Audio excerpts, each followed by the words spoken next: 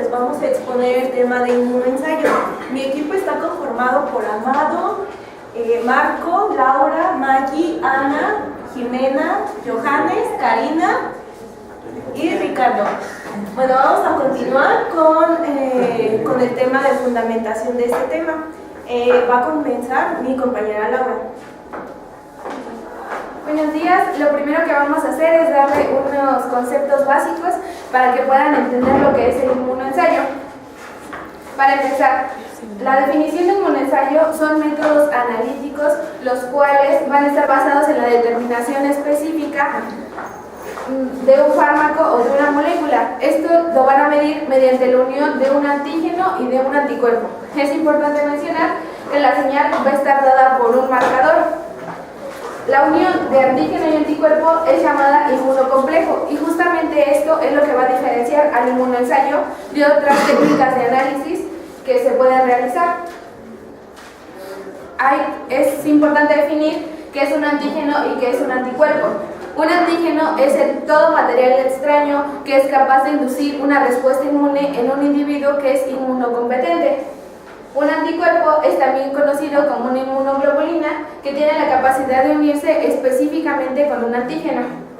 Este es un anticuerpo, podemos ver esta forma de Y característica que tiene, y estos son los antígenos. Precisamente en los inmunoensayos, lo que va a dar la característica de que puedan determinar a un antígeno específico es que solamente se van a unir en la reacción variable si el antígeno es específico para este anticuerpo. Aquí podemos ver que no puede ser ninguno de otros colores más que el amarillo y el que tiene este tipo de forma específica.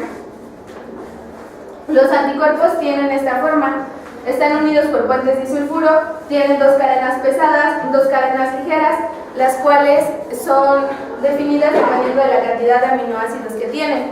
Tienen dos regiones variables, que son estas, y una región constante. La región variable se llama así porque esta región es la que se va a unir a los antígenos. Los antígenos siempre van a ser diferentes y como los anticuerpos van a ser específicos para estos antígenos, esta región va a ser variable, esta va a ser constante en los mismos tipos de anticuerpos. Hay diferentes formas de obtener los anticuerpos. Principalmente hay dos, que son los policlonales y los monoclonales. Aquí hay otro concepto importante de definir. Tenemos un antígeno multivalente, es decir, que tiene diferentes epítopos. Un epítopo es en donde se va a unir el anticuerpo en la parte del antígeno, es decir, aquí lo mostraron muy bien con figuras diferentes. Son lugares diferentes donde el anticuerpo se puede unir. Los policlonales van a unirse el anticuerpo a todos los diferentes epítopos que tiene el antígeno. Esto se va a obtener mediante la inyección de un antígeno en un animal, que puede ser un borrego, una cabra, y se va a obtener su suero, ahí va a tener los anticuerpos y estos se van a unir a este antígeno específico que se le inyectó. Los monoclonales, por su parte, solamente se van a unir a un epítopo específico del antígeno. Aquí podemos ver que estos anticuerpos solamente se van a unir, por ejemplo, a esta forma. Los monoclonales son obtenidos de esta forma. Se va a obtener un antígeno que tiene diferentes epítopos, se va a inyectar en un ratón, se van a obtener el plasma, que es el que va a tener los anticuerpos, y vamos a tener células de mieloma o células tumorales. Estas se van a unir, van a formar un hibridoma, y este hibridoma tiene la característica que va a poder hacer que se multipliquen los anticuerpos varias veces, y entonces vamos a tener distintos anticuerpos específicos, se van a separar y entonces ya cada anticuerpo específico va a ir contra un solo epítopo de un antígeno. Bueno, los tipos de inmunoensayos se dividen en varios tipos. En este caso les voy a explicar el de marcadores. Es importante mencionar que es necesario que se tenga un marcador para que nosotros podamos medir el inmunoensayo. Existe el radioinmunoensayo, el cual va a utilizar un isótopo radioactivo. Y cuando este isótopo radioactivo busque la estabilidad, va a liberar energía radioactiva iónica que va a poder ser medido en este tipo de inmunoensayo. Está el fluoroinmunoensayo, que va a utilizar un fluorocromo, y el cual la luz que emita va a ser medida con el equipo específico que les van a explicar a continuación, y el enzimoinmunoensayo, lo cual esta enzima va a aumentar la señal de unión entre un antígeno y un anticuerpo, y mediante esto se van a poder medir. Ahora que ya conocimos algunas características importantes, es importante mencionar que el analito en un inmunoensayo puede ser tanto el antígeno como el anticuerpo, de tal forma que el anticuerpo, el analito se puede medir, ya sea que sea un compuesto endógeno del cuerpo, como puede ser una enzima, algo que esté en el cuerpo pero que no se produzca a menos que exista una reacción, como por ejemplo un antígeno ante el cáncer, o una sustancia que no puede estar presente en el cuerpo, como puede ser una droga de abuso. Bueno, es importante mencionar que el antígeno y el anticuerpo va a requerirse marcado. Este marcaje, como podemos ver, puede ser en el anticuerpo o en el antígeno. Este marcaje puede ser por medio de una enzima, un compuesto reactivo o una sustancia que produzca luz. Bueno, ahora es importante mencionarles que es el inmunoensayo competitivo. En el inmunoensayo competitivo se compite una muestra que es un antígeno y un antígeno que es un antígeno que es marcado, como bien se ha mencionado. Para entenderlo mejor, tenemos esta imagen en la cual tenemos a la muestra en 3 pocillos en diferentes concentraciones. De izquierda a derecha va aumentando la concentración. Entonces, como bien dicen, tenemos una cantidad limitada del cuerpo. Por lo tanto, primero se van a unir las muestras con los anticuerpos, ya que las muestras marcadas van a tener un impedimento estérico, lo cual, su unión es más lenta. Entonces, como podemos ver que a mayor cantidad de muestra, pues va a haber menos espacio para que las muestras marcadas se unan, por lo cual se puede decir que a mayor cantidad de muestra es inversamente proporcional a la señal obtenida. La gráfica que lo representa es esta. Tenemos que es a mayor señal hay una menor concentración. ¿Sí entendieron más o menos eso? Una que es inversa es el ensayo competitivo. En esta, es una prueba que es más, ofrece una mayor sensibilidad y especificidad. Esta ocurre en 2 etapas. En la primera etapa, primero se forma el complejo, que es el de la muestra con el anticuerpo, y en una segunda etapa se añade un antígeno marcado. Entonces, al leer la muestra, están de acuerdo que vamos a tener la misma cantidad de muestra marcada que con el complejo antígeno anticuerpo con la muestra. Entonces, se puede decir que la cantidad de muestra es proporcional a la señal obtenida, como se muestra aquí en la imagen. Otro tipo de inmunoensayos son los homogéneos y heterogéneos. Estos se basan en el heterogéneo, es de que una vez que se forma el complejo antígeno anticuerpo con la muestra marcada, se requiere, por así que purificar por medio de lavados. Esto se lleva como más comúnmente en la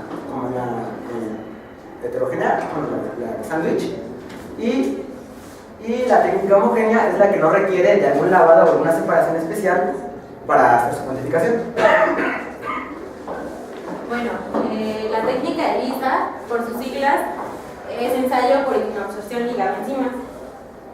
El fundamento es que esta técnica de inmunoensayo se distingue de otras por el uso de marcadores enzimáticos que van a ir vinculados a un antígeno o a un anticuerpo. Se va a realizar sobre una fase sólida y va a producir un color observable a simple vista, aunque también va a poder ser cuantificable por un colorímetro o por un espectrofotómetro. Dentro de los usos, este método tiene una amplia gama de aplicación, sobre todo en microbiología, parasitología y búsqueda o detección de hormonas inmunoglobulinas, como algunos otros. El procedimiento, como mi compañero ya se los mencionó, ELISA es un método heterogéneo y tiene pasos que van a ser como clave en todos los tipos de ELISA. El primero es la conjugación de un anticuerpo con la enzima, de un anticuerpo o de un antígeno. El segundo es la unión con el antígeno el tercero es la formación de una o más capas de inmunocomplejos y el tercero es la revelación de la reacción enzimática.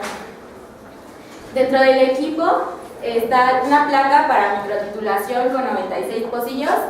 Enzimas, bueno, estos pocillos tienen que ser de un material específico para que no interaccione con ninguno de los compuestos con los que se van a hacer la reacción. Enzimas donde entra la ureasa, la fosfatasa, peroxidasa y beta-galactosidasa, marcadores enzimáticos que serán los sustratos y también los promógenos. Aquí hay una tabla que estas son las enzimas y los promógenos. Por ejemplo, si ocupamos peroxidasa, nuestro promógeno puede ser el ortofenildiamina o el OPD. Y aquí el sustrato va a ser el peróxido de hidrógeno que va a oxidar al OPD para que cambie de color. Bueno, en ELISA tenemos tres variantes de las que vamos a hablar en este momento. Es el ELISA directo, el sándwich y la indirecto. Bueno, el ELISA directo. Esta trata de, bueno, las placas de ELISA se preparan recubriendo todos los pocillos con el antígeno, y los anticuerpos se van a adicionar, los anticuerpos adicionados son los que se quieren reconocer. Esto se va a base de una incubación, entonces se agrega el antígeno, se hacen unos lavados, se fijan a la placa comúnmente con albúmina sérica de bovina. Se va a agregar el suero a analizar con el suero problema, y si este contiene los anticuerpos para ese antígeno específico, se va a unir, va a llevar el marcador que al momento de adicionar, un ejemplo, la peroxidasa con el OPD, se va a oxidar y va a dar un color. Este color se puede medir cualitativamente en el ELISA directo. Es el menos utilizado de las tres métodos ELISA de los que vamos a hablar. Se va a ver la placa de revelado y se tienen que poner dos controles, un control positivo y un control negativo, de las cuales se van a tomar como referencia para leer las otras muestras. El ELISA indirecto se prepara de la misma forma que el ELISA directo, solo que este va a llevar como dos reacciones. La primera, se va a adicionar el antígeno a querer reconocer, se va a fijar a la placa con albúmina sérica bovina, se va a adicionar el suero problema. Este no va a ir marcado, se va a adicionar y los anticuerpos se van a fijar al antígeno. Después se va a agregar un segundo suero que va a contener un anticuerpo con un epítopo específico para la inmunoglobulina que se desea reconocer. Esta va a ir marcada con la enzima que nos va a ayudar al revelado de las placas. Igual se va a hacer en las placas se lleva un control positivo y un control negativo, y esta se puede llevar de una manera cualitativa o cuantitativa. De una forma cuantitativa se puede utilizar un método por diluciones, en las cuales se va a comparar hacia una absorbancia o una curva estándar. El ELISA sándwich es un método empleado en el que se recubre el pocillo se recubre con anticuerpos en lugar del antígeno. Esta es la diferencia con el ELISA sándwich. Se recubre con el anticuerpo, se fijan igual con albúmina sérica bovina, y se agrega el suero que contiene el antígeno a reconocer. Una vez que el suero se ha agregado, se une específicamente con el anticuerpo, se agrega una segunda solución que va a contener otro anticuerpo específico al epítopo, y se va a agregar la peroxidasa con el OPD para que dé el color en la reacción, el color de la reacción en los pocillos, y se lea un espectro. Como parte de los inmunoensayos tenemos el radioinmunoanálisis. Fundamento, tiene como fundamento el uso de isótopos radiactivos. La concentración de la radioactividad indica la concentración dentro de la muestra, y los emisores utilizados para estos ensayos son el carbono 14, el tritio y el yodo 125. Como variación del método tenemos el enzimoinmunoanálisis, que es parecido al radioinmunoanálisis. Lo único que se utilizan aquí son enzimas marcadas. En el anterior se utilizaban las hormonas, se utilizan marcados pero con isótopos radiactivos. Dentro de los usos tenemos que es para la identificación de compuestos químicos dentro de muestras biológicas. análisis de micotoxinas y determinación y cuantificación de drogas de abuso como la heroína, cocaína y éxtasis. En el campo de la endocrinología se utiliza para cuantificar cantidades pequeñas de hormonas. Como fundamentación de este método hay una reacción antígeno marcado y un anticuerpo. Se va a tener un control, primero se va a hacer reaccionar el antígeno marcado con el anticuerpo. Esto nos va a dar una señal mucho mayor de esta curva que vamos a construir con este control. Después se va a hacer una reacción con el antígeno en una manera competitiva, es decir, el antígeno marcado y el antígeno no marcado van a competir por el sitio de unión con el anticuerpo. El antígeno no marcado va a ser más afín. Esto quiere decir que el anticuerpo marcado nos va a dar una variación respecto a la afinidad o a la estabilidad que se haga en esta reacción de antígeno-anticuerpo, y nos va a dar que la señal va a ser un poco menor a la comparada como si fuera con el antígeno marcado. El método es: en un tubo se tiene el anticuerpo marcado. La única variante que tenemos es que ambas concentraciones del antígeno marcado y el anticuerpo no marcado es que ambas van a tener en la misma concentración. Esto se explica de que nos va a dar una señal.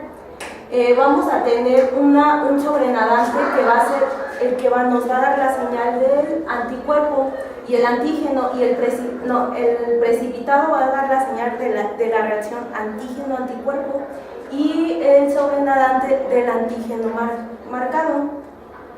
Hay dos tipos, la de sándwich y la competitiva. La de sándwich nos va a dar que en la fase sólida tenemos a nuestro anticuerpo, pero también a nuestro antígeno, pero a la vez en esta tenemos a nuestro anticuerpo marcado. En la competitiva solo vamos a tener a nuestro anticuerpo en reacción con nuestro antígeno, pero va a dejar a la fracción del antígeno libre, y este va a ser el marcado, lo que no nos va a dar la señal. ¿Cómo se va a medir esta señal? Con un contador de centellero, es decir, la radiación entra en esta placa, nos va a emitir una luz. Esta, al incidir la radiación, va a pasar como una luz en este fotomultiplicador. En este fotocátodo va a llegar la señal y se va a chocar con esta y va a liberar electrones. Esta va a incidir en otro fotocátodo, y esto va a hacer que un dínodo nos va a amplificar esa señal y nos las va a traducir en un potencial eléctrico que la vamos a obtener como una señal. Nuestra curva patrón va a ser en función del conteo por minuto o por segundo, de la fracción que está libre a la fracción que está unida del antígeno anticuerpo. La fracción libre es la que vamos a cuantificar como el antígeno marcado y la que nos va a dar la señal. ¿Cómo interpretamos estos resultados? En el primero tenemos un antígeno, es el que es más específico y por lo tanto no es marcado, no hay esa interferencia del marcador. Tenemos al antígeno marcado y al anticuerpo, eso nos va a dar una señal más alta, en contraste con una variación de que si tenemos una concentración de antígeno más alta, seguimos manteniendo la concentración del antígeno marcado, nos va a dar una señal menor. ¿Por qué? Porque se está uniendo más el antígeno al anticuerpo y nos está dejando libre al antígeno marcado. A ver, ya no tienen tiempo. Entonces, ¿cuántos métodos les faltan? Dos. Rapidísimo, coméntenos en qué consiste, ¿no? Para que no nos quedemos con que nos faltó, ¿no? Entonces, ¿en qué consiste principalmente, ¿no? La inmunoluminiscencia se basa principalmente en que nosotros vamos a medir la concentración de nuestro inmunocomplejo a través de una reacción química que se da por una enzima sustrato. Esta medición se da porque esa reacción enzima sustrato nos va a dar una emisión de luz. En sí es la quimiluminiscencia, la que es el método de lectura que está basado en la teoría de la emisión de luz. Esta se va a dar ya sea directa o indirectamente. La directa simplemente, bueno, la diferencia aquí entre las dos es que en una se da por oxidación de una sustancia y en la otra se da transformando la sustancia. Eso quiere decir que nosotros, para tener esa emisión de luz y poder cuantificarla, tenemos que modificar la sustancia, ya sea por oxidación de manera directa o transformándola, haciéndola inestable, por así decirlo, de manera indirecta. Tenemos diferentes marcadores que pueden ser luminol, isoluminol, ésteres de actina, cleésteres, sulfaminas, así como ésteres de fenantreno. Tienen alta sensibilidad. Este método no emplea radiactividad, no genera tampoco riesgo para nosotros. Los resultados son rápidos, generalmente de 15 a 50 minutos generalmente, y los equipos son automatizados y de fácil manejo. En el caso del equipo que vamos a manejar a continuación es Simulink. Este caso, el fundamento es principalmente el de quimiluminiscencia amplificada o indirecta, que la reacción se da a través de enzima sustrato. En este caso, como les había comentado, nosotros para obtener la medición de la cuantificación de los inmunocomplejos, tenemos que agregar una enzima. Esta va a ser transformada por otra sustancia, lo va a volver inestable, y cuando es inestable va a emitir la emisión de luz, y esa emisión de luz es la que nosotros vamos a medir con el equipo.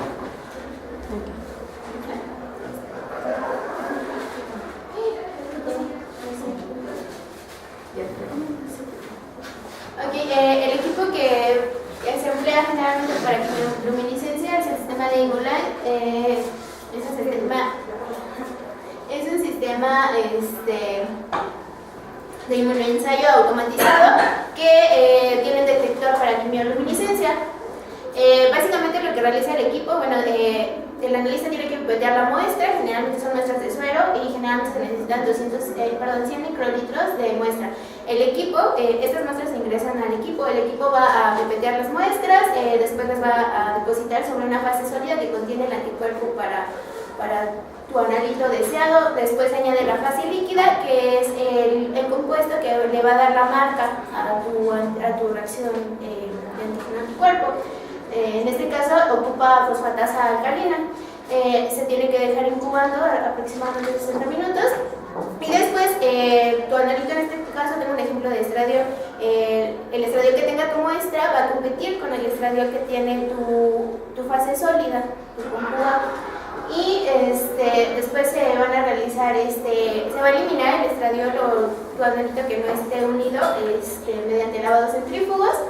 Se va a agregar un sustrato que va a dar la reacción de quimiluminiscencia, que en este caso el equipo ocupa éster de fosfato de adamantium-dioxetano, y generan, se incuba durante 30 minutos. Esto va a generar un sustrato, se va a hidrolizar el sustrato y va a generar un compuesto, un anión inestable que va a producir la luminiscencia, y el detector pues ya cuantifica esa señal de luminiscencia, y como es una reacción competitiva, nos muestra que el complejo que esté unido va a ser inversamente proporcional a la concentración que hay de tu analito en la muestra. El equipo, las ventajas, pues se pueden ingresar hasta 120 muestras, los resultados son aproximadamente en una hora, la sensibilidad puede ser de hasta picogramos, hay alta linealidad en el equipo. Y en caso de necesitarse diluyente, como ya lo habíamos visto de acuerdo a la norma, pues se va a utilizar la matriz. Existen kits que te da matriz, que puedes adquirir ya matriz suero, que tiene niveles indetectables del analito que tú desees cuantificar. Aquí viene un video muy breve de cómo separarlo. Un minuto. La citometría de flujo es un método analítico que sirve para la determinación de las características físicas y químicas de una célula. Estas células se van a encontrar suspendidas en una fase líquida que van a ser pasadas a través de un haz de luz. Un citómetro va a estar compuesto principalmente de una fuente de luz. Aquí es donde se va a colocar la muestra, la solución. Y van a contener los detectores, los laterales y los frontales, y los cromadores, monocromadores, perdón. Para esto la muestra las células van a ir pasando de manera individual a través de la luz de láser. Entonces aquí, de manera general, aquí tenemos un fluido que se llama cámara de flujo. La muestra se hace pasar por esta cámara. El fluido envolvente va a ir generando presión a estos lados para que vaya linealizando a las células y van a pasar de manera individual a través del láser. Es por eso que esta es una de las ventajas, porque en este método se van a cuantificar a las células. De acuerdo a la señal que recoge el citómetro de flujo, que es nuestro equipo, vamos a tener señales frontales y laterales. La frontal es nada más la luz que emite el láser, choca contra la célula, va a generar una sombra, y esta sombra generada va a ser proporcional al tamaño de la célula, y una vez que se choca la luz con la célula y los organelos o los componentes intracelulares van a dispersar o van a refractar también la luz a varios lados, siendo entonces esto proporcional a la complejidad de nuestras células. Aquí es lo que nos va a importar más, nos vamos a enfocar en los fluorocromos, que son las reacciones antígeno-anticuerpo que nos van a permitir identificar o caracterizar a nuestras células. Para ello se van a ocupar el inmunocomplejo, que es el antígeno al anticuerpo. Se les van a agregar sustancias fluorescentes, las cuales van a actuar como marcadores, y cuando la célula pasa a través del rayo láser, van a emitir una luz monocromática de un color específico. Por ejemplo, la fluoresceína, que es un marcador, va a emitir una luz verde. Entonces los detectores que se necesitan en estos citómetros van a ser específicos de acuerdo a la luz que se va a emitir de nuestra sustancia fluorescente. La cantidad de detectores monocromáticos va a ser entonces como proporcional a la cantidad de ensayos que vamos a hacer de manera simultánea. Cuántos antígenos vamos a marcar, y cada uno va a emitir un color diferente. Y los detectores utilizados pues son... finalmente se va a obtener un gráfico de este tipo. De este lado se va a obtener la señal del tamaño de la célula, y de este lado la complejidad de la célula. Por lo tanto, este conjunto de puntitos, que son cada una de las células, se va a concluir que tiene el mismo tamaño y la misma complejidad, por lo tanto va a ser la misma célula, al igual que estas, solamente que aquí se utilizan diferentes fluorocromos, por eso dan diferentes colores. Y bueno, la representación de los datos es por un histograma y por un diagrama de dot plots, que aquí no se puede ver. De este lado va a estar el número de células, de este lado la intensidad de la fluorescencia, de este lado igual el número de células, la intensidad de la fluorescencia, y por lo tanto todo esto de aquí va a ser la intensidad de la fluorescencia contra la otra intensidad de la fluorescencia. Y bueno, este va a ser el diagrama de dot plots.